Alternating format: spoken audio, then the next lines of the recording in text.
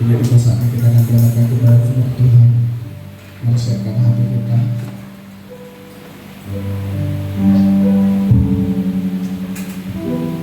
Kami akan berangkat kepada firman Tuhan pada pagi hari. Siapkan hati Bapak.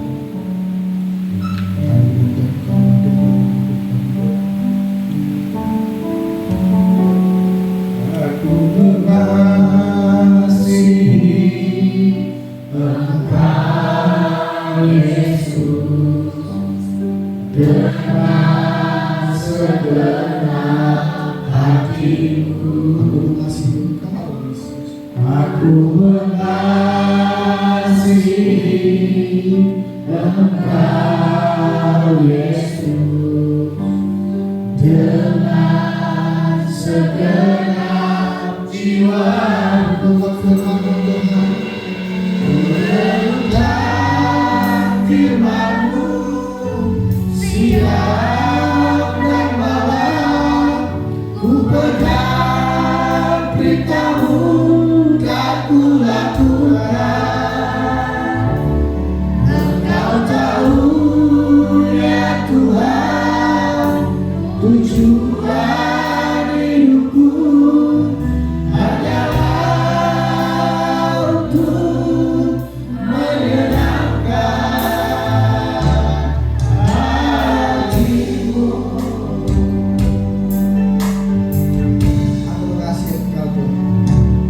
Aku mengasihi Engkau Yesus dengan segenap hatiku.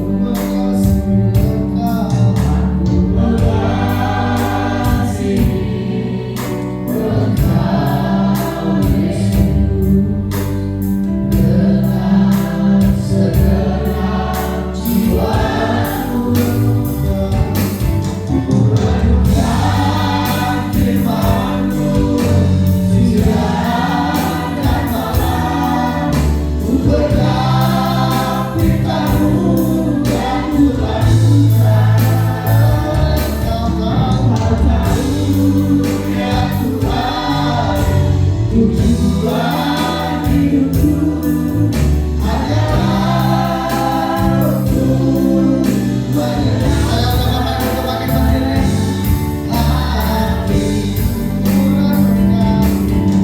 Renungkan firman-Mu siang dan malam, ku pegang berita-Mu dan ku lakukan. Engkau tahu ya Tuhan, tujuan hidupku adalah untuk menyenangkan hati-Mu.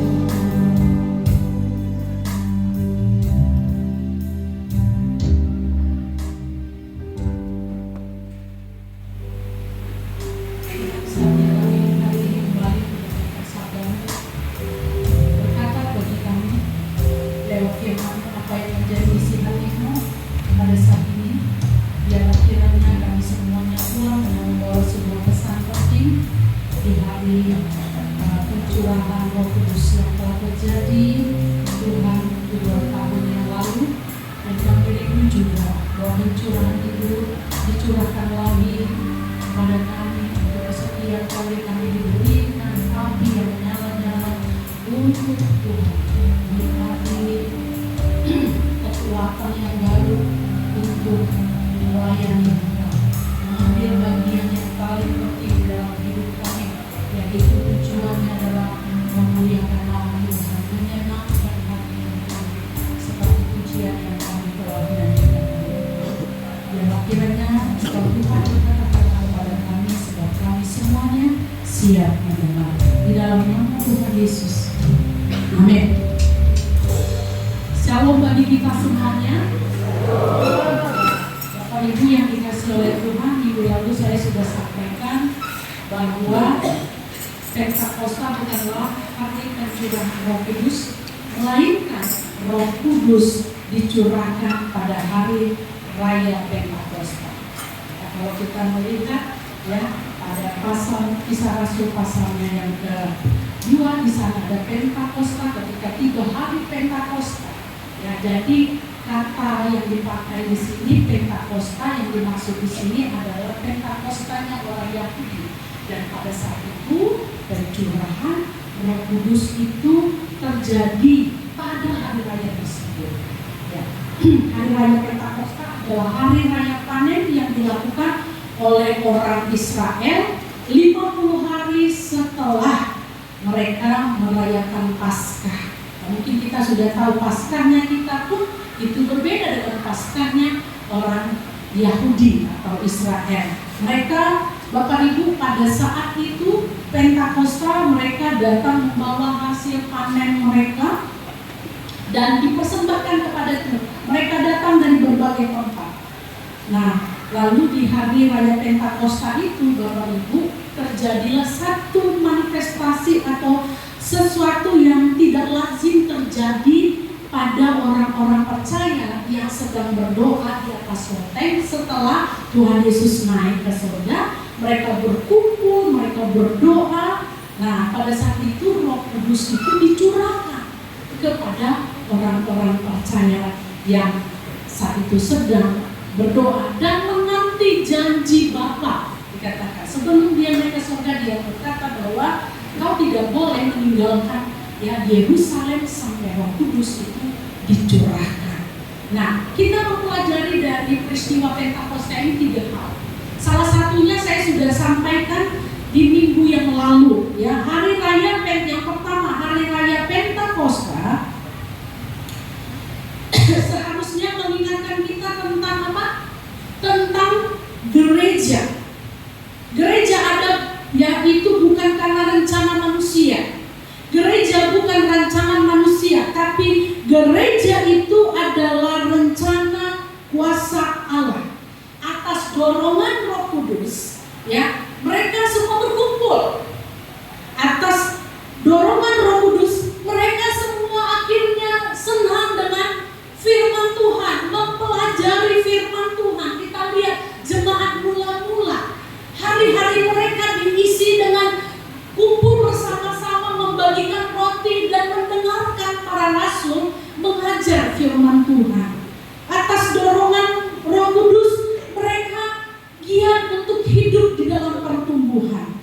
Nah, Bapak Ibu yang dikasihi oleh Tuhan, untuk itu Pentakosta yang kita rayakan hari ini harusnya mendorong kita juga terus, Bapak Ibu, untuk mengasihi dan mencintai gereja apa adanya. Bahwa gereja yang ada hari ini bukanlah gereja yang sempurna. Memang bukan gereja yang sempurna, tapi tidak ada alasan apapun bagi kita untuk tidak mencintai gereja. Karena gereja setelah Pentakosta itu, Bapak Ibu, berkembang begitu pesat. Kenapa berkembang begitu pesat? Minggu lalu saya sudah sampaikan kepada kita. Nah, yang kedua, Bapak Ibu, ya, dampak dari Pentakosta itu yaitu harusnya mengingatkan kita bahwa setiap kita orang yang percaya kepada Kristus, kita ini adalah bait Allah. Roh Kudus itu tinggal di dalam kita. Roh Kudus yang tinggal di dalam kita itu, dia terus menerus memimpin dan membimbing kita. Sebab itu Bapak Ibu, bagi kita yang mengalami pencurahan Roh Kudus itu bisa dilihat dari tanda-tanda perubahan yang terjadi. Dia menyadari bahwa tubuhnya adalah bait Allah, sehingga setiap hari dia terus mendapatkan bimbingan dari Roh Kudus. Ya, hati nuraninya terus diingatkan bahwa saya adalah bait Allah, saya adalah milik Allah. Sebab itu dia berhati-hati. Setiap hari dia berusaha bagaimana hidupnya semakin serupa dengan Kristus. Itulah tanda-tanda orang yang hidupnya dicurahkan oleh Roh Kudus. Dan itu kita saksikan dari hidup orang-orang pertama, ya. Hidup orang-orang pada saat pencurahan Roh Kudus itu diubahkan. Murid-murid juga itu banyak diubahkan, termasuk di dalamnya ya Petrus yang sangat kita tahu bagaimana keadaannya sebelum dia mengalami pencurahan Roh Kudus. Ya, dia orang yang berapi-api, dia orang yang temperamen, boleh dibilang begitu ya, gampang marah. Sedikit saja disulut, sedikit saja disinggung, nggak bisa. Tapi ketika dia mengalami pencurahan Roh Kudus, ya dia banyak diubahkan di sana. Kalau kita lihat Bapak Ibu bagaimana para rasul, di kisah para rasul ini, makanya kitabnya kisah para rasul. Para rasul yang ada itu diubahkan dari kehidupan yang lama menjadi kehidupan yang lebih baik ke depannya.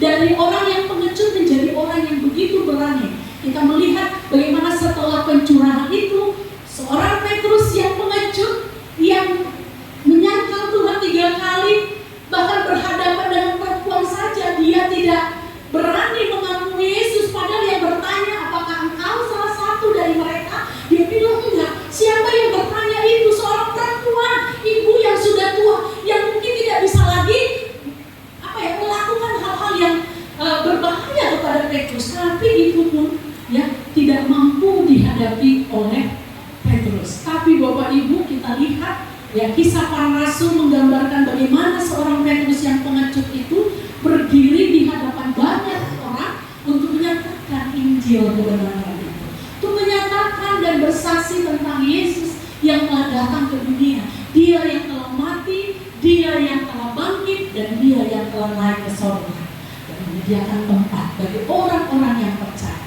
Itu sangat luar biasa Bapak Ibu. Nah, jadi dampak yang kedua, tadi yang pertama hadirnya gereja yang ada bukan rancangan manusia tetapi rancangan Tuhan. Sebab itu kita harus ya mensupport, sebab itu kita harus mendukung. Mungkin tidak sempurna ya, gereja itu banyak kesalahannya, tetapi itu bukanlah alasan bagi kita untuk tidak mencintai gereja. Kita harus mengasihi gereja Tuhan. Yang kedua Bapak Ibu, ya, Pentakosta itu mengingatkan kepada kita bahwa kita ini adalah baik Allah. Oleh karena kita ini baik Allah, maka kita harus setiap hari itu menghasilkan buah pertobatan dan semakin serupa dengan Kristus. Nah, coba tanya dan renungkan ke diri sendiri, sudahkah aku dipenuhi Roh Kudus? Dan orang yang dipenuhi Roh Kudus itu ditandai dengan 2 hal itu. Dia kan dari waktu ke waktu ada perubahan. Jangan dari dulu datang ke gereja, muncul wajahnya di gereja, bahkan melayani Tuhan, tapi tidak ada perubahan. Tetap aja dia senang di dalam ya debu dosa atau lumpur dosa itu. Dia gemar dengan semua perbuatan dosa. Tidak ada rasa jijik terhadap dosa. Tapi orang yang dicurahkan Roh Kudus, ada perubahan yang terjadi. Nah, sekarang yang ketiga ini yang menjadi poin yang saya mau sampaikan, bahwa Pentakosta itu seharusnya mendorong kita untuk terus giat memberitakan Injil di tengah dunia. Karena setelah Pentakosta kita melihat gereja itu berdiri, ya, penginjilan terjadi secara membagi buta dengan cara yang begitu brutal, ya, dalam tanda kutip, ya, secara brutal itu dilakukan oleh orang-orang percaya. Tidak ada lagi ya rasa takut di hati mereka terhadap tantangan-tantangan yang ada di depan mata mereka. Pentakosta adalah sebuah peristiwa besar yang menjadi momentum bagi pemberitaan Injil. Kenapa Bapak Ibu? Kenapa pemberitaan Injil itu menjadi sebuah momentum yang begitu berharga pada waktu itu? Itu menjadi sebuah momentum yang luar biasa. Karena di hari Pentakostalan Bapak Ibu, untuk pertama sekalinya orang-orang percaya itu berani secara terbuka memberitakan Yesus Tuhan. Secara terbuka dan tidak lagi sembunyi-sembunyi, mereka menyatakan berita Injil bukan hanya di Yerusalem, tetapi ini berskala dunia.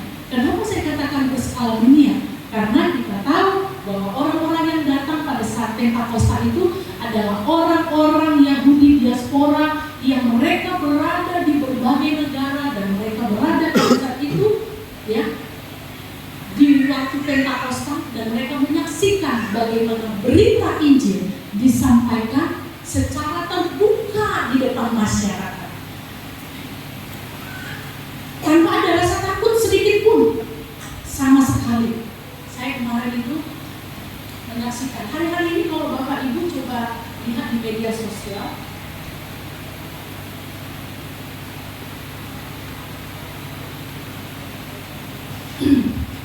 bahwa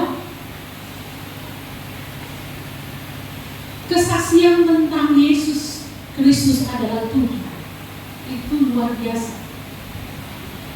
Kita tahu bahwa dulu tuh Amerika sempat lost ya, terbilang mereka menjadi negara yang begitu dibawa.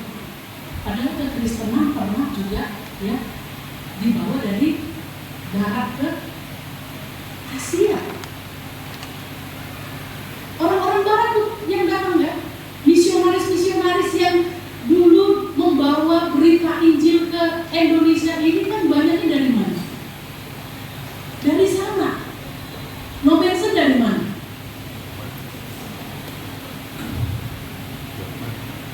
Nobensen dari mana? Jerman. Dari Eropa, Jerman. Ya, mereka lah yang datang ke seluruh penjuru-penjuru dunia untuk memberitakan. Bapak Ibu lihat nanti di grup jemaat saya posting tentang Hudson Taylor, seorang penginjil yang mulai dari kecil usia 5 tahun dia sudah berkomitmen di hadapan Tuhan. Saya mau pergi ke bangsa-bangsa dan saya mau untuk memberitakan Injil. Dan memang dalam doa yang begitu panjang dia digerakkan Tuhan untuk mengarahkan pandangannya ke dataran Cina, sehingga dia menjadi penginjil di kawasan Cina. Enggak mudah kan yang dihadapi di sana. Tapi apapun untuk Injil dia berani bayar harga.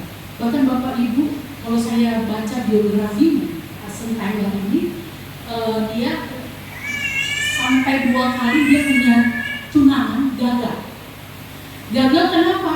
Karena 2 tunangannya ini tidak bersedia untuk pergi bersama dengan dia hidup di dalam penderitaan dan kesusahan. Karena jadi misionaris pada zaman itu nggak seperti misionaris zaman sekarang.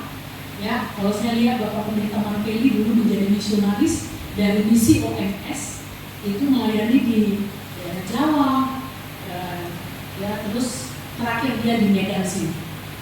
Dia masih bisa lihat mall, pergi kemana-mana bawa mobil, di rumah fasilitasnya oke karena disupport oleh misi OMS, ya kan? Tapi memang beliau mengatakan, Ibu, hidup kami tidak selalu seindah yang kalian lihat. Mungkin orang-orang Indonesia melihat kami ini makmur, diberkati, menjadi misionaris, tidak ada susah-susahnya.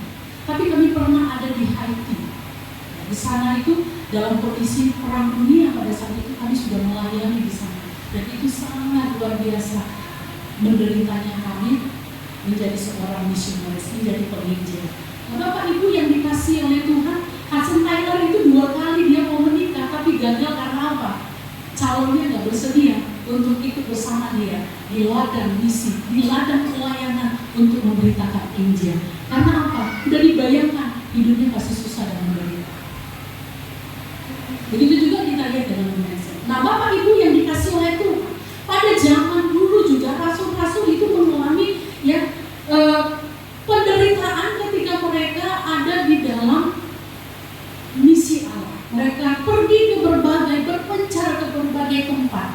Karena Tuhan Yesus pernah berkata bahwa mereka ini akan menjadi pemberita Injil, akan pergi ke bangsa-bangsa. Dikatakan di Yerusalem, di Yudea, Samaria, sampai ke ujung bumi. Murid-murid ini sudah dinubuatkan akan menjadi saksi Tuhan. Mereka nggak pernah membayangkan mereka akan pergi sejauh itu. Mereka tidak pernah berpikir keluar dari Yerusalem.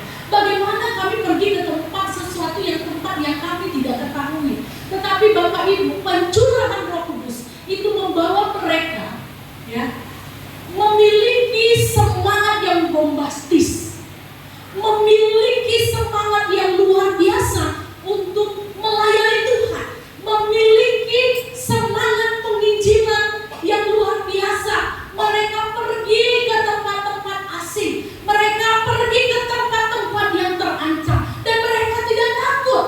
Kalau kita membaca lagi Bapak Ibu kisah para rasul, maka kita melihat bagaimana penganiayaan itu begitu luar biasa. Pada pasalnya ke-8 kisah para rasul itu, di sana kita membaca penganiayaan terhadap jemaat di Yerusalem. Bagaimana orang-orang percaya zaman dulu itu tidak lagi takut mati, sekalipun mereka diancam, sekalipun mereka dipenjara, sekalipun mereka dibunuh, sekalipun mereka diraja, mereka tidak menyerah.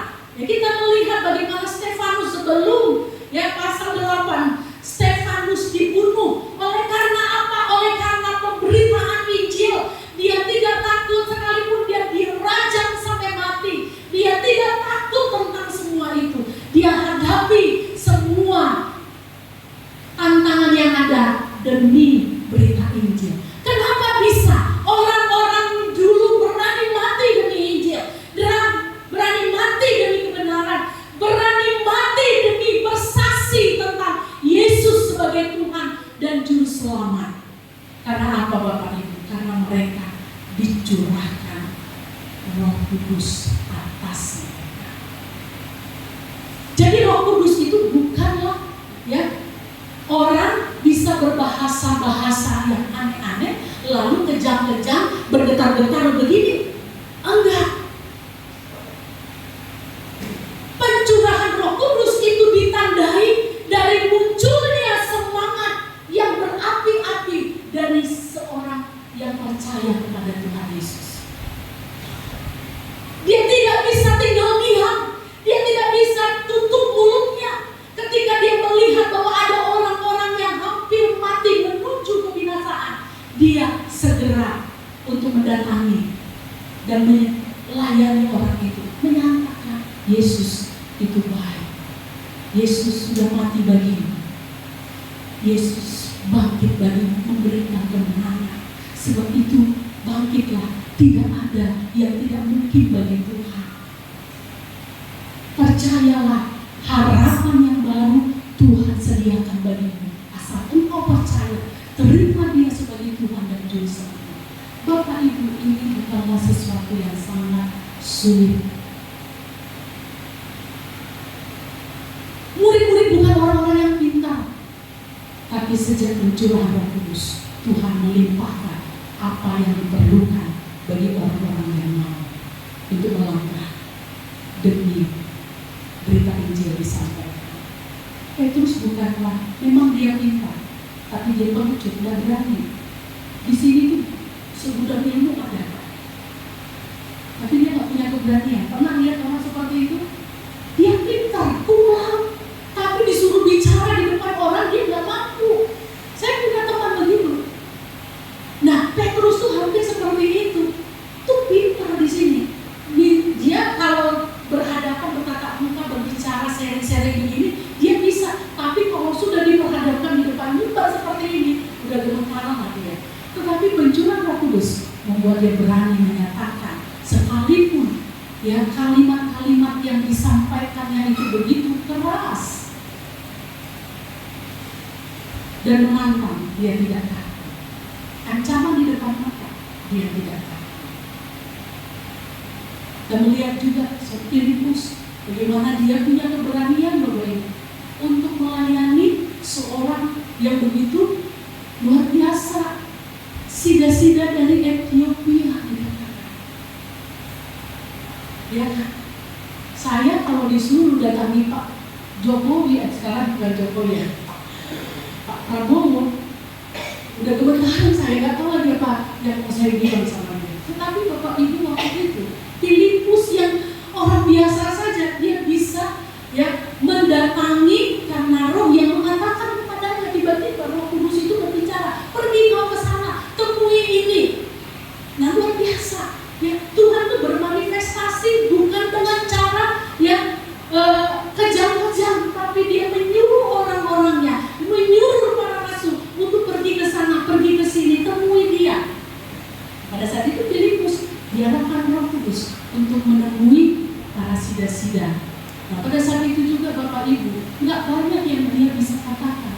dan dia hanya mengatakan ya bahwa Yesus Kristus Tuhan. Dia menyatakan Yesus Kristus Tuhan. Pada saat itu juga sida-sida itu minta segera dibaptis. Keren Bapak Ibu. Bisa hidup yang seperti itu terjadi juga ya di tengah-tengah kita. Kita semua bergerak di dalam pemberitaan Injil. Tidak datang yang Bapak Elisnya. Kalau dulu Bapak Ibu, saya itu kalau lihat orang sakit, berita yang saya sampaikan adalah berita Bapak pasti sembuh, Bapak ditolong Tuhan. Hanya menyenangkan telinga, memberikan motivasi. Tapi saya tidak memberikan yang terpenting dalam hidup ini. Tapi minggu lalu kami kunjungan ke sana. Yang saya sampaikan adalah itu. Bagaimana Bapak terima Yesus sebagai Tuhan dan Juru Selamat. Daging kita ini mau karena sakit, ya, atau karena kita tidur, atau karena apapun, di satu kali kelak kita akan selesai. Kita pasti mati juga. Bukan karena penyakit saja kita akan mati. Sedang tidur pun kita bisa mati, sedang jalan pun kita bisa mati. Kapanpun kematian itu bisa kita alami. Tapi yang terpenting bukan kapan kita mati. Yang terpenting di dalam dirimu ada keyakinan Yesus sebagai Tuhan dan Juru Selamat apa enggak? Kalau enggak ada, selesai hidupmu di kekekalan neraka sana. Tapi kalau Yesus Kristus itu tinggal di dalam hatimu, berkuasa atas hidupmu, akan menjadikan Dia sebagai Tuhan dan Juru Selamat, hari ini engkau mati, tempatmu jelas di surga sana. Amin. Amin.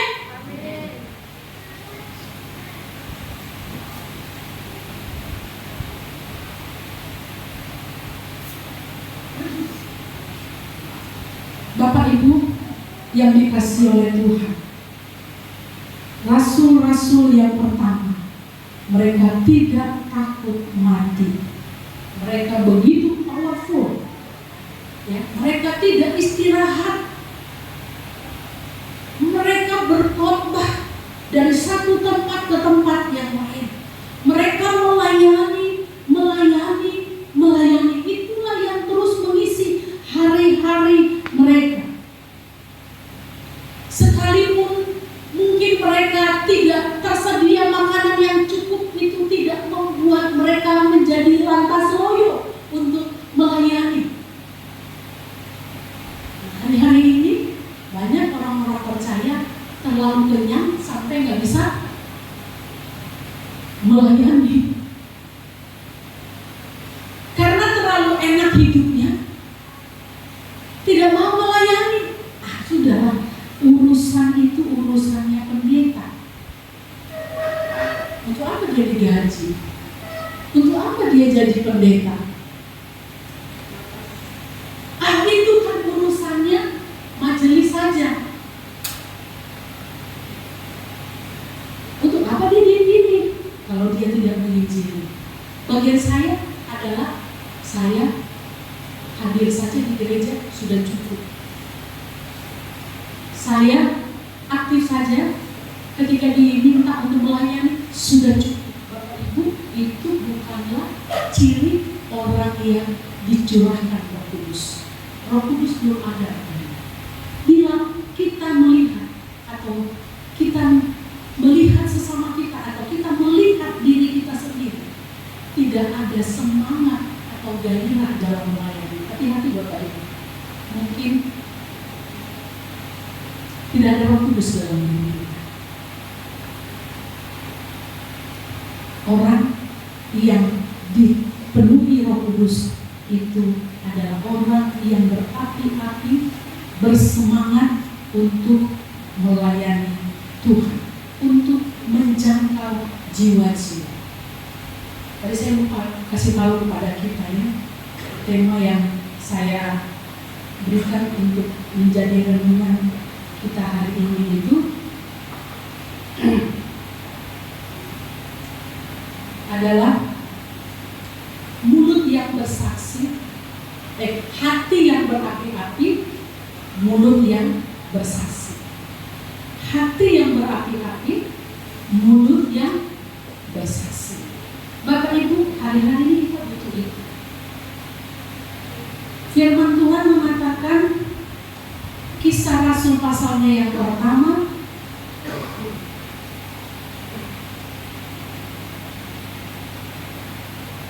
ayatnya yang ke-8. Tetapi kamu akan menerima kuasa kalau Roh Kudus turun ke atas kamu, dan kamu akan menjadi saksi di Yerusalem, di seluruh Yudea dan Samaria, dan sampai ke ujung bumi. Bapak Ibu yang dikasihi oleh Tuhan, sadar atau tidak, hari-hari ini gereja Tuhan di mana saja di belahan dunia manapun mengalami kelesuan. Hati yang terbakar itu tidak lagi ada di dalam hati orang-orang yang ada duduk di gereja, termasuk hamba-hamba Tuhan, termasuk saya. Ketika saya renungkan ini Bapak Ibu, sebenarnya saya sendiri sedang ditegur. Sebenarnya saya sendiri sedang ditampar-tampar. Hati saya ini tidak terbakar lagi untuk memberitakan Injil. Mulut saya ini enggan, apalagi Bapak Ibu tadi saya sudah katakan, kalau dia sudah ada di dalam titik-titik yang sangat susah dalam hidupnya, bukan Injil yang saya sampaikan, tapi yang saya sampaikan adalah kabar-kabar yang biasa saja yang dunia mungkin bisa kasih. Semangat, semangat, Tuhan kasih tolong, hanya sebatas itu. Tapi itu bukan jawaban bagi dunia ini. Jawaban bagi dunia yang berdosa adalah Kristus. Dan saya tidak lagi sampaikan ini kepada orang lain. Bapak Ibu, hari-hari ini lihat orang susah. Bukan masalah susahnya yang menjadi fokus kita, tapi bagaimana Kristus itu diterima di dalam hatinya. Kalau sudah Kristus diterima di dalam hatinya, Bapak Ibu, kuasa Tuhan bekerja secara luar biasa. Dikatakan oleh firman Tuhan, tetapi kamu akan menerima kuasa kalau Roh Kudus turun atas kamu. Roh Kudus itu siapa sih?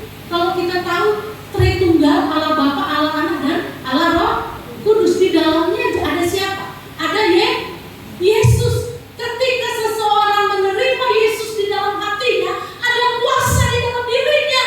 Sekalipun mungkin dia menderita, sekalipun dia punya hutang yang banyak, dia tidak akan menjadi orang yang patah semangat, orang yang sangat menderita. Dia akan tetap bersuka cita sekalipun kesusahan pada saat itu sedang mendera hidupnya. Karena apa? Ada kuasa yang hebat yang akan membuat dia tetap bersemangat sekalipun ada kesusahan, ada penganiayaan, ada penderitaan, ada kekurangan, ada rasa sakit.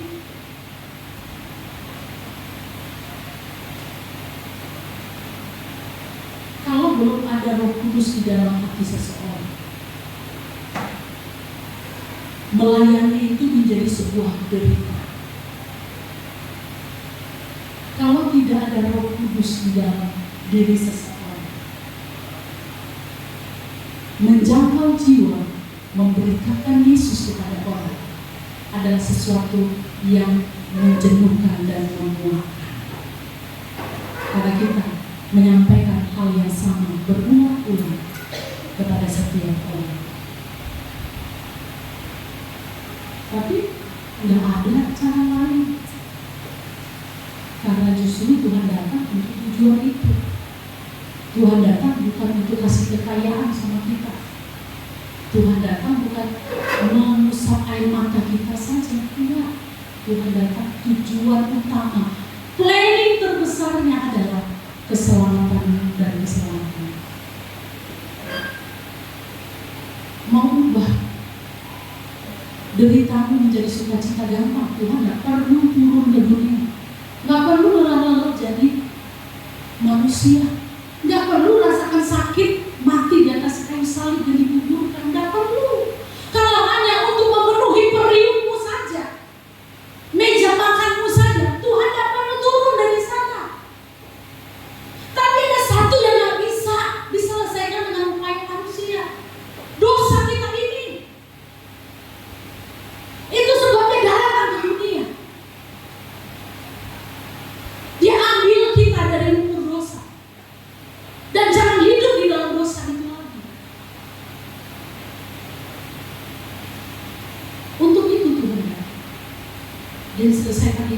dan dia mau juga kita pergi untuk itu.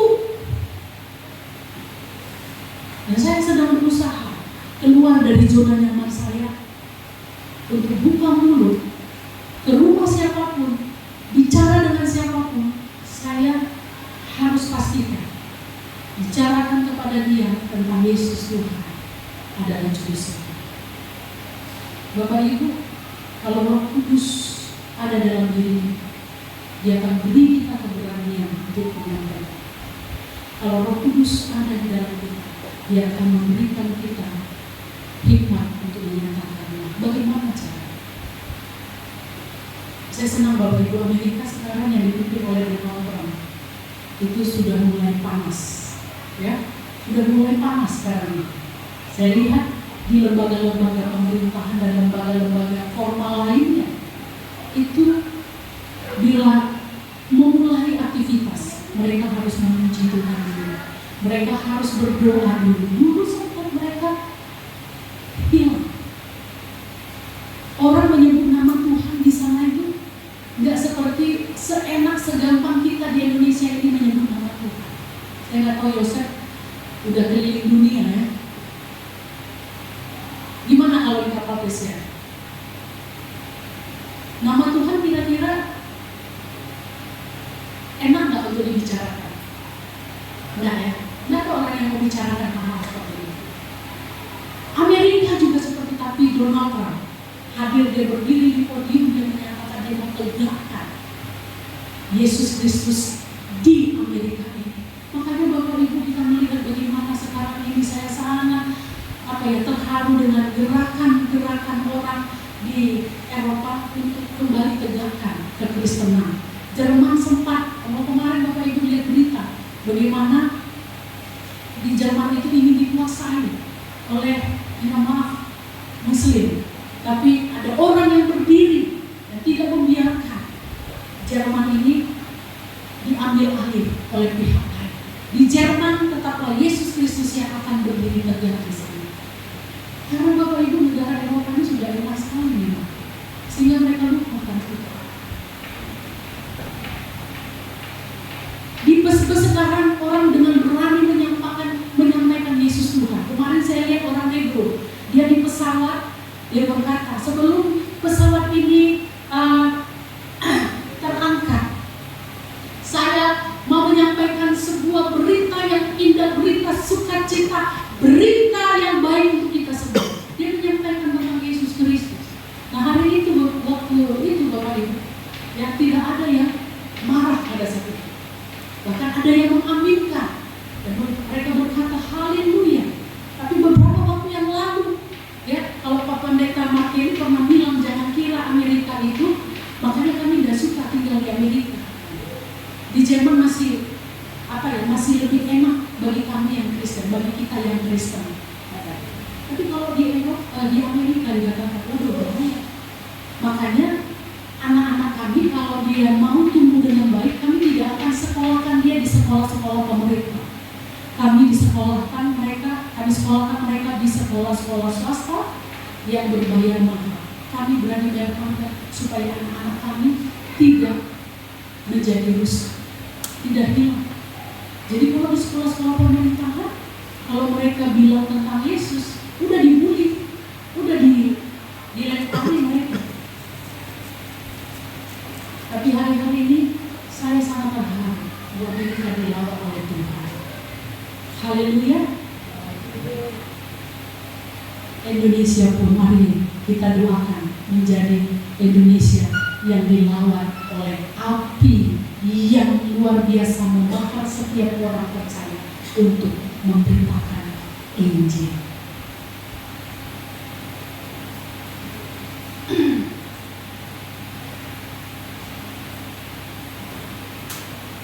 Saya sudah mulai menginjili waktu saya tinggal di rumah tante saya. Mungkin lingkup penginjilan saya bukan seperti penginjil-penginjil pada umumnya. Gak apa-apa, ada tante saya di sini. Ya, dulu saya masih muda, masih kira-kira SMA ya di tempat tante ya. SMA saya di tempat tante saya. Kelas 1 SMA saya udah rajin melayani. Dia ajak saya sama hamba-hamba Tuhan, kakak-kakak rohani, Dek, nanti Jumat kita turun ya PI. Siap Kak, senang. Kalau udah Jumat itu saya senang sekali, karena apa, itu saatnya saya pergi untuk penginjilan. Saya melihat kakak-kakak itu berkunjung dari satu rumah ke rumah yang lain, mendoakan orang dari satu rumah ke rumah yang lain. Kadang-kadang saya pulang sampai malam. Jadi tante saya ini bilang, udah di gereja itu aja kau tinggal, di gereja itu aja kau tinggal, di situ aja kau makan, dia orang itu yang kasih kau makan. Bapak Ibu kasih tantangan bagi saya waktu itu. Itu satu tantangan bagi saya. Tapi waktu itu, ya itu ya, kalau Roh Kudus sudah kerja di dalam hati kita, apapun yang dikatakan oleh orang lain, apapun tantangan tidak akan menghentikan kita. Amin. Waktu itu mungkin saya adalah seorang pemberontak, anak pemberontak, karena nggak dengar. Tapi bagi saya sudah lakukan kerja saya. Sebelum saya pergi, saya pastikan dulu rumah harus bersih. Kalau nggak, nanti tanteku ini bernyanyi, dan itu sangat-sangat menyakitkan telinga saya. Kalau udah nyanyi tanteku ini, ya tante, ya. Jadi saya usahakan itu, rumah harus bersih dulu, baru saya berani pergi. Kalau nggak bisa. Hari Minggu sebisa saya bangun dari awal, paling lama jam 5, kalau bisa jam 4. Supaya apa? Supaya saya nggak dimarahi. Jam 7 saya pastikan saya harus sudah di gereja, karena sekolah minggu akan tiba. Saya ikut bantu-bantu cebokin anak-anak sekolah minggu. Saya dulu pimpin ini, ibu Rusi di sekolah minggu masih kecil. Saya yang bawa ke sekolah minggu. Saya yang gereja. Saya senang sekali Bapak Ibu. Dari mana semangat itu datang? Dari Roh Kudus. Bapak Ibu coba nilai kita, apakah masih menyala api itu di dalam diri kita? Kalau sudah redup bahkan mati, Roh Kudus mau curahkan semangat itu lagi kepada kita, kalau kita memintanya dengan sungguh-sungguh. Amin. Amin. Bapak Ibu, mari kita ada di dalam misi Allah yang besar. Pergi dan sampaikan berita Yesus Kristus kepada Tuhan. Nggak usah jauh-jauh seperti yang saya katakan di belakang. Mulai dari lingkungan di Yerusalem, di Yudea, di Samaria, baru ke ujung. Bapak Ibu, saya nggak tahu dari kita, apakah punya kerinduan keterpanggilan. Saya dulu dipanggil Tuhan pada saat ibu pendeta saya berkhotbah. Hati saya tergerak, Tuhan saya mau. Tapi saya bingung, saya mulai dari mana. Tuhan saya mau, tapi saya nggak bisa karena saya nggak punya bekal teologi. Saya hanya punya kemauan untuk mau tanggapi panggilan Tuhan menjalankan misi Tuhan di tengah-tengah dunia. Dan saya mau Tuhan menyediakan sarananya, yaitu melalui kata-kata rohani. Tapi sayang sekali Bapak Ibu, justru sekarang ini hamba-hamba Tuhan keluar dari sekolah teologi, dikasih pelayanan di tempat yang masih belum ada bentuknya, wujudnya. Bukalah ladang pelayanan di sana, nggak berani Bapak Ibu, nggak mau. Kenapa? Mulai dari nol, nggak ada jemaatnya, nggak ada uangnya. Susah penginjilan dia kalau diterima. Kalau nggak diterima gimana? Saya menawarkan kepada beberapa anak rohani saya,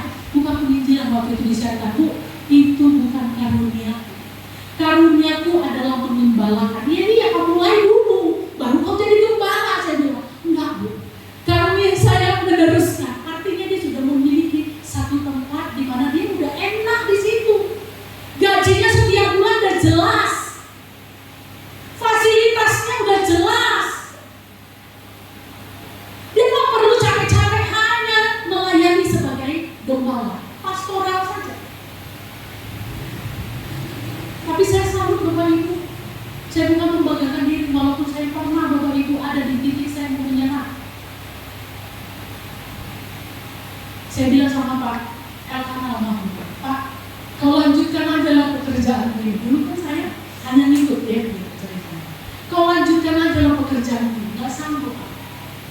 Udah enak kita dulu di Surabaya, saya ngajar, bapak ngajar, ya kita melayani di gereja sebagai asisten gembala.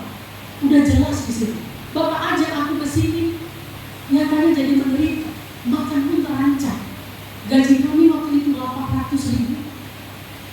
Di Jawa kami bisa dapat jutaan per bulan zaman itu tahun 2024 ya, ke bawah. Ke sini tahun 2004 ya,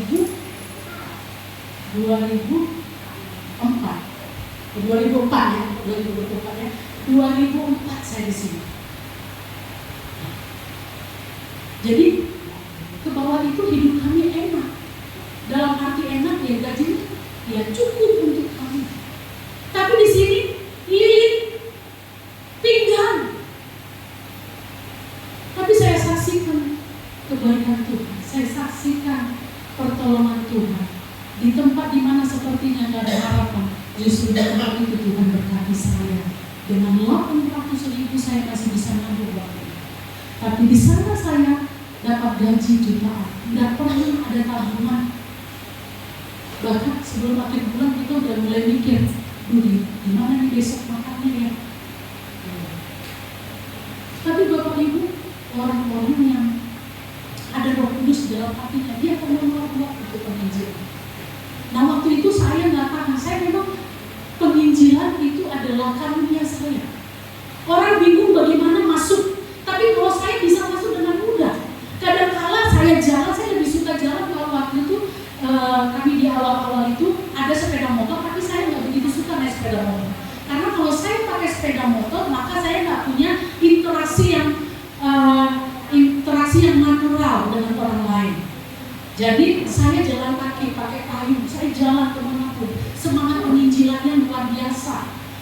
Nah, Pak Elkana sampai bilang saudara saya, penginjilan itu adalah karunia. Tapi untuk menjaga jemaat, kamu gak punya karunia di sini. Udah kau bawa pulang semuanya. Karena apa? Mulutmu tajam kali udah tadi. Amin. Amin. Yang mengaminkan tahu siapa saya dulu. Dia kan? Saya nggak bisa lihat yang nggak beres. Saya langsung tatat. Dia bilang sama saya, bagus kalau sayang. Kalau penginjilan tuh aku angkat jempol. Kalau ada lebih dari 4 jempol itu kasih sama aku. Nggak kasih ruang untuk jeda sama orang. Harus sampai dia terima Yesus. Nggak akan pulang kamu kalau dia nggak terima Yesus. Kalau aku masih, kalau datang ke rumah orang yang bahas bola, yang bahas politik, nggak tahu aku cara masuknya gimana. Tapi kalau kamu gelisah, kalau belum sampaikan berita Injil. Tapi saya dulu nggak bisa. Awen. Itu saya dulu. Saya punya semangat yang berapi-api untuk menjangkau jiwa-jiwa. Saya injili sampai ada satu kali Bapak Ibu. Sepasang suami istri yang sudah tua, mereka sudah lama, kira-kira udah ada 7 tahun mana nggak ke gereja. Saya tanya, kenapa nggak ke gereja pun? Sakit hati aku dengan gereja. Nah, kalau ada orang yang menyakiti itu biasa, namanya kita hidup beda. Tapi Bapak Ibu, sebelum kami enak bicara, ya, saya berapa kali datang ke rumah mereka, berdiri di depan ketuk begitu ya. Kalau nggak terbuka saya ketuk. Kadang-kadang Tuhan yang arahkan, bukan saya asal masuk, tapi Tuhan arahkan kalau datang ke rumah itu. Ketuk rumah, ketuk. Saya ketuk rumahnya dengan wajah yang kurang bersahabat. Ada apa? Dipikirnya saya saksi, Bapak. Dulu saya rajin pakai rok, Bapak Ibu. Rok, pakai payung, pakai jaket, jalan saya. Jadi dipikirnya saya saksi Yehova. Tapi nggak perlu, nggak usah. Udah ada gereja kami katanya. Nggak perlu diberitakan firman Tuhan sama kami. Kami ada gereja, ada pendekatan yang menjelaskan. Ya, ulangnya dulu. Tapi hati saya dibawa terus ke rumah mereka. Dan saya datang lagi, saya ketuk. Lewat itu duduk-duduk di depan. Oku, shalom oku. Aha. Kan udah bilang kemarin gak usah datang-datang ke sini. Ya Bu, bolehlah kita bincang-bincang. Oh, saya bilang begitu. Jadi yang kedua, wajahnya itu menyeramkan, tapi saya beranikan diri untuk tetap ada di sini. Yang kedua ini sudah mulai setelah beberapa menit saya bertahan duduk di situ, walaupun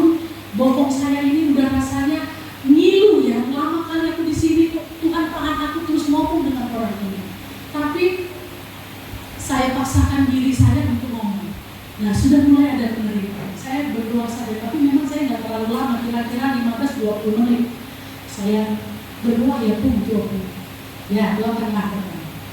Apa yang mau doakan? Nggak usah kau tanya apa yang mau yang kamu doakan. Dia udah kau bilang kamu berdoa, ya udah doalah doakanlah saya.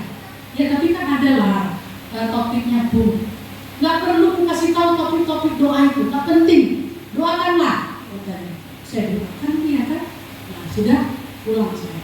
Berdoa di rumah. Setiap saya mau ke sana saya doakan lagi sama Bapak, kita berdoa, jabatan tangan, kita berdoa supaya Tuhan berkati. Di kali ketiga saya kunjungi ke sana.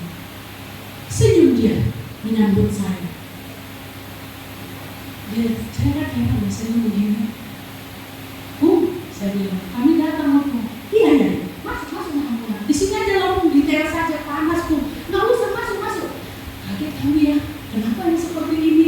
Dia kan 1 kali 2 kali wajahnya kan nggak enak menyambut kami. Tapi kali ketiga kok senyumannya luar biasa kepada kami, bahkan kami disuruh masuk. Mau minum apa Ina? Aman? Nggak usah. Kami hanya singgah aja di sini. Tadi kan lewat dari sini singgah ke rumah orang.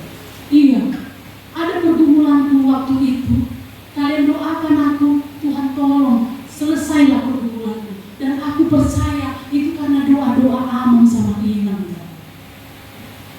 Kami nggak tahu waktu itu apa pergumulan mereka. Tapi kami hanya berdoa, Tuhan tolong keluarga ini. Tuhan tolong supaya mereka menerima Kristus. Tapi Bapak Ibu, Tuhan jauh lebih daripada yang kita bayangkan. Jadi itu pintu masuk rupanya Bapak Ibu. Doa itu pintu masuk ya. Untuk saya nggak lemah waktu itu. Saya keraskan hati saya keraskan kepala saya untuk terus hadapi si ukur ini. Nah, singkat cerita Bapak Ibu, beberapa saat kami layani, kan sering sekali kalau setiap kesakit saya dikasih uang. Waktu itu 50.000. Inang, ini ya uang untuk Inang. Enggak Inang, kami nggak menerima ini, kami datang untuk cari uang. Tapi kami datang untuk melayani. Enggak Inang, harus diterima. Kamu sakit hati aku. Kamu itu di HKBP seperti itu biasa ya. Jadi ada hamba Tuhan datang diberkati hamba Tuhan. Tapi saya tolak waktu itu. Inang, kalau Inang maksa maka minggu depan saya akan sungkan datang ke sini. Saya bilang. Jadi begitu Inang. Iya, nggak usah lain. Nggak usah dia. Udah anggap saja sudah kami terima. Akhirnya di kantong dia. Lalu ada 1 kali, kami kan 1 minggu sudah buat perjanjian. Nah, seminggu sekali saya akan melayani Inang sama Mama Lisa. Senang sekali mereka. Nah 1 kali ada acara di Beras Pagi, acara camp pemuda kalau saya nggak salah. Nah saya ada di sana. Siung ini rupanya masuk rumah sakit dan dia hampir lewat. Dan akhirnya memang lewat. Ya. Jadi ditelepon sama Oku ini. Dia bilang begini, Inang, Amang cepat dulu pulang kalian. Ya Amang di mana katanya? Kami lagi ada di luar. Di mana di luar? Lagi di Beras Pagi ada acara. Kenapa ini? Karena Amang sekarang ini mau mati, tapi dia nggak bisa mati. Dari kemarin dia terus panggil sama kalian. Mana Inang itu? Mana Amang itu? Dan suruh dia datang dulu ke sini mendoakan aku lagi katanya gitu. Jadi saya sama Bapak bilang nggak mungkin kita belum berada dia. Dulu kita kan nggak punya mobil, hanya ada kereta. Ya bayangannya dari sana ke Patung kan jauh gitu ya. Jadi nggak mungkin. Jadi kita bilang sama mereka, nggak mungkin ya, karena pelayanan ini belum selesai. Jadi kami doa dari jarak jauh saja. Jadi anak ini tidak mau mati kalau belum ketemu sama kita. Harus dulu didoakan sama Amang dan Inang pendeta. Padahal di sini ada pendetanya. Gereja HKBP Imam Bonjol, Jumat Cipta. Dia nggak panggil, kan di sana ada pendeta, pendeta bisa kami tolong. Enggak. Amang dan Inang yang dibilang dari kemarin, mana Amang itu, mana Inang itu. Tolong dulu doakan aku. Jadi rupanya ada simpanan yang belum dikasih ya. Ada kuasa gelap yang masih belum diselesaikan dan kami apa di sini. Nah, sesampainya kami di sini, dia sudah meninggal. Kita kan 2 jarak jauh ya. Nah, setelah beberapa waktu didoakan, kembali diteguhkan iman keyakinannya di dalam Kristus, terima Yesus itu sekali lagi mungkin masih belum kuat keyakinannya. Nah, lalu didoakan. Beberapa jam kemudian akhirnya dia tutup usia. Kami datang di hari kedua setelah kematian. Inang itu nangis. Setelah inang itu pergi, dikebumikan, inang itu berkata, aku sedih, tapi aku sukacita. Kenapa ini? Karena aku tahu pasti suamiku dari surga sekarang bersama dengan Tuhan Yesus. Beri kemuliaan bagi Tuhan Yesus. Bukan mengecilkan. Saya juga dari jemaat AKBP. Saya nggak ngerti ngomong-ngomong begitu. Opung ini pun nggak ngerti ngomong seperti itu. Tetapi melalui pelayanan pemberitaan Injil, Opung ini pada akhirnya memahami bahwa tidak akan ada keselamatan kalau kita tidak percaya kepada Yesus sebagai Tuhan. Dia menangis, tapi aku bersuka cita sebab sekarang suamiku sudah di tempat yang baik, di pelukan Tuhan Yesus. Dia sudah di surga. Kenapa Iman bisa ngomong seperti itu? Karena ada berita Injil yang Iman dan Aman sampaikan terus menerus kepada kami, walaupun kami bukan jemaat kalian dan saya belum berani untuk ke sana. Nanti saya akan mengalami penolakan secara sosial. Dia dikucilkan dari gerejanya, dia dikucilkan dari masyarakat. Waktu itu gereja karismatik atau gereja-gereja yang seperti kita ini ya, itu belumlah dapat diterima dengan baik. 20 tahun yang lalu ya, belum bisa diterima dengan baik. Kalau ada gereja-gereja seperti kita ini, udahlah, kita itu jadi bulanan-bulanan mereka, diejek. Kalian gereja haleluya itu kan? Dulu di sini kan masih masih sawah-sawah. Kalau kami lewat, haleluya, haleluya, ada amin. Nah, jadi kita tuh diejek seperti itu. Haleluya, itu gereja haleluya, gereja haleluya. Mana ada gereja haleluya? Waktu itu dia sakit hati kita dengarnya, tapi dalam hati saya, Tuhan itu diludahi, Tuhan itu disiksa, dan dia tetap mengampuni. Aku belum sampai di titik itu, hanya diejek begitu aja. Gereja martopak-topak, lagi martopak-topak, somo nasi teres di gereja martopak-topak katanya. Jadi itu bahasa-bahasa yang sering sekali membuat waktu itu telinga kita nggak nyaman. Setiap lewat di kampung ini seperti itu. Tapi puji Tuhan, kampung ini akhirnya ada jiwa-jiwa. Waktu itu siapa? Bu Maria, ya. Bu Maria itu bapak mamanya gereja di tempat lain, tapi anak-anaknya semua bertumbuh di tempat itu.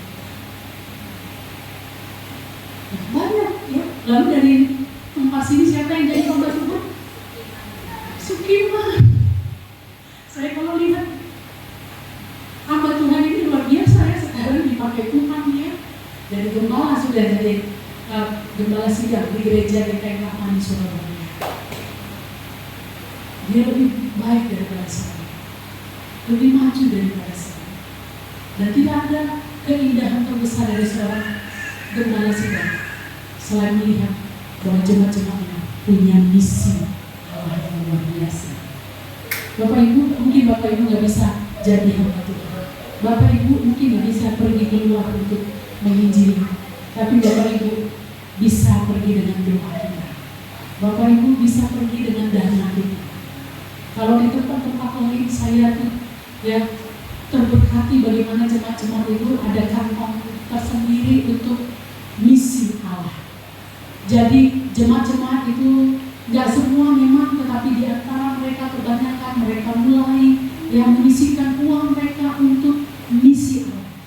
Ada orang yang mau pergi, tapi ada orang yang nggak bisa pergi, tapi dia punya uang, dia merelakan uangnya untuk dipakai menjadi alat penginjilan. Ada gereja-gereja yang memutus, kita belum ada sampai di sini, kita belum ada. Gereja kita belum mengutus penginjil-penginjil. Tapi Bapak Ibu, berapapun apapun yang kita kasih untuk pemberitaan Injil Tuhan itu sangat berarti. Mungkin kita nggak bisa pergi, tapi kita bisa berdoa. Kita nggak bisa pergi jauh-jauh, tapi kita bisa memberi dengan dana kita. Bapak Ibu, saya adalah salah satu orang yang mendapatkan bantuan dana dari seorang, tapi dari keluarga anak Tuhan yang mencintai Tuhan. Saya bisa sekolah teologi bukan karena mama saya punya uang untuk sekolahan saya, enggak. Saya berangkat ke sana dengan iman. Sampai di sana nggak ada yang menolong saya, tapi ada satu keluarga yang merelakan uangnya untuk membiayai kuliah saya, sehingga saya bisa menjadi hamba Tuhan. Bapak Ibu yang dikasih oleh Tuhan, orang yang dicurahkan Roh Kudus di dalam hatinya bukan saja meluap dengan keinginan untuk melayani Tuhan, tetapi dia juga meluap untuk bekerja. Mungkin tidak bisa dengan dirinya sendiri, tapi lewat dana yang dia punya. Hari ini mari buka hatimu untuk misi Allah. Saya nggak mau merampok Bapak Ibu. Berikan uang sebanyak-banyaknya untuk pekerjaan Tuhan.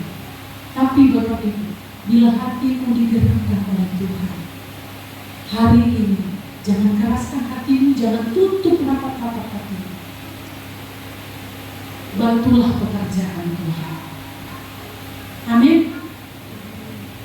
Saya pernah bilang sama Bapak, Pak Novel, untuk menjadi gembala sidang dengan membuka pos PD. Kayaknya agak berat waktu itu. Saya tanya dengan Miranda, Bu, perjanjian itu ada dengan Bapak Novel. Kalau kau jadi gembala, kita nggak jadi. Saya kaget dengannya. Apakah karena itu? Saya juga nggak tahu.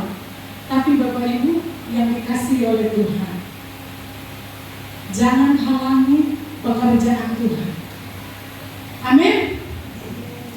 Kalau tidak bisa pergi, paling tidak jangan halangi Roh Kudus bekerja dalam diri seseorang. Ketika dia mau melayani, ketika dia mau memberi untuk pekerjaan Tuhan, jangan dihalangi. Amin. Itu adalah salah satu kita sedang melakukan misi Allah bagi dunia ini. Siapa yang tergerak untuk mendonasikan dananya bagi pekerjaan Tuhan? Macam-macam Bapak Ibu, jangan pikir anak untuk Bu Ida itu katanya. Enggak. Saya nggak tahu Bapak Ibu, saya tergerak sekali. Hari-hari ini saya rindu saya menjadi saluran berkat bagi hamba-hamba Tuhan. Banyak hamba-hamba Tuhan yang susah. Bapak Ibu menabur. Mungkin kita buat semacam kotak misi, taruhlah di situ. Entah berapa itu. Mereka yang pergi, mereka kita kasihkan dana itu untuk mereka bisa bertahan di ladang-ladang misi. Mungkin ada anak kita yang punya kerinduan masuk sekolah teologi. Orang tuanya nggak bisa menyekolahkan. Bapak Ibu, tidakkah kita mau mendukung dan memberikan dana? Saya dulu adalah salah satu orang yang sudah menerima dana itu, dan saya juga rindu menjadi penyalur berkat. Tapi dari sini nggak ada yang muncul. Beberapa orang saya bilang sekolah teologi, enggak. Saya punya cita-cita yang lain, dan saya rindu dari antara anak-anak muda yang ada hari ini punya keterpanggilan untuk menjadi penjala manusia. Amin. Saya rindu yang di belakang sana, saya doakan terus ya. Siap Ina, si terus, saya doakan nggak tahu, saya doakan terus. Setiap hati saya terharu Bapak Ibu. Saya mendoakan Tuhan, Engkau menghadirkan pelatih dari tempat ini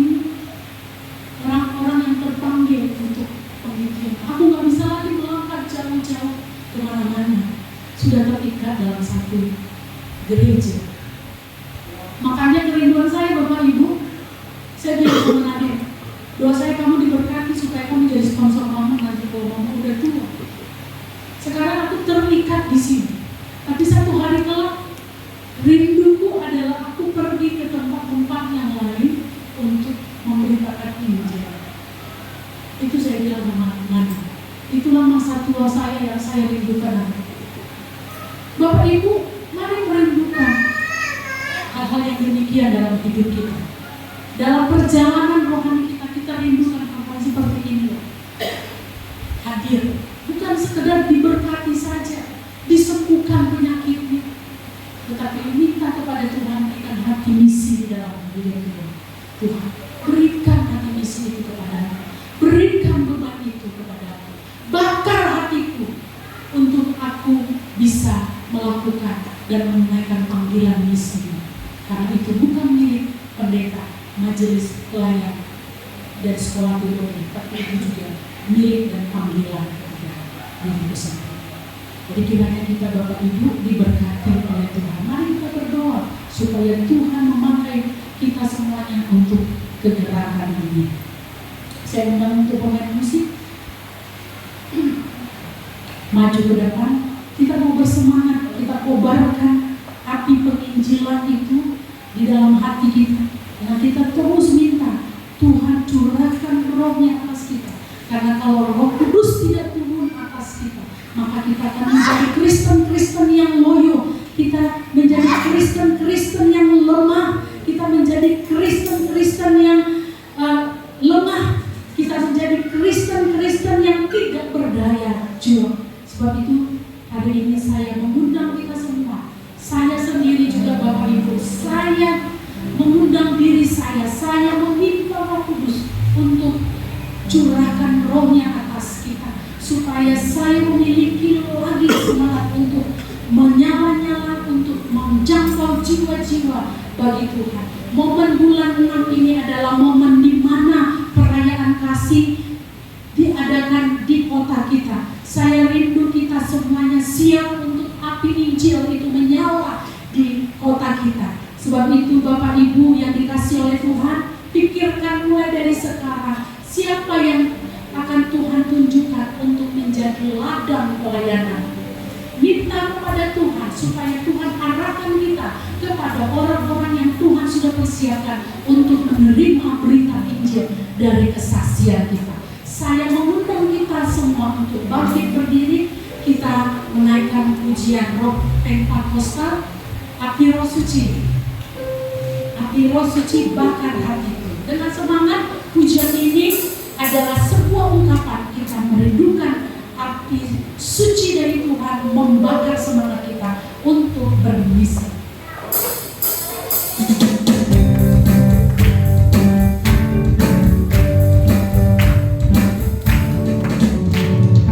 Api roh suci bakar hatiku dengan kasih yang suci dari Kalvari.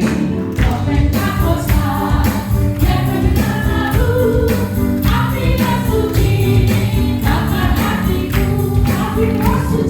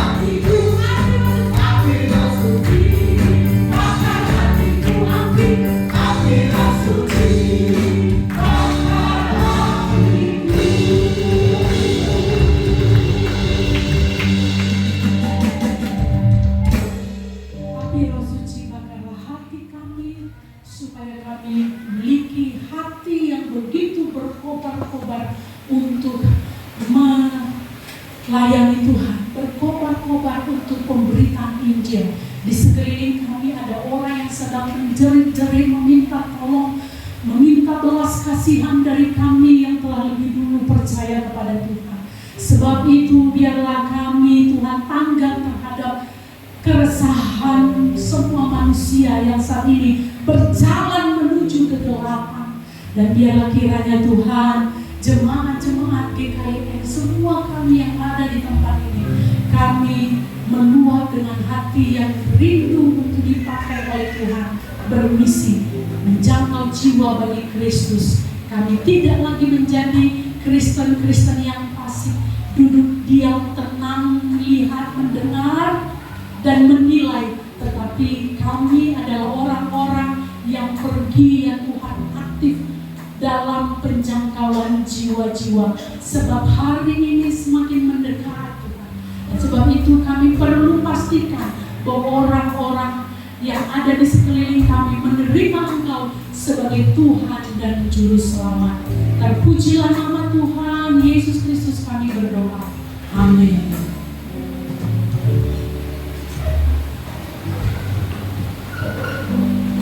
Tuhan telah mengenakan firman Tuhan pada pagi hari ini.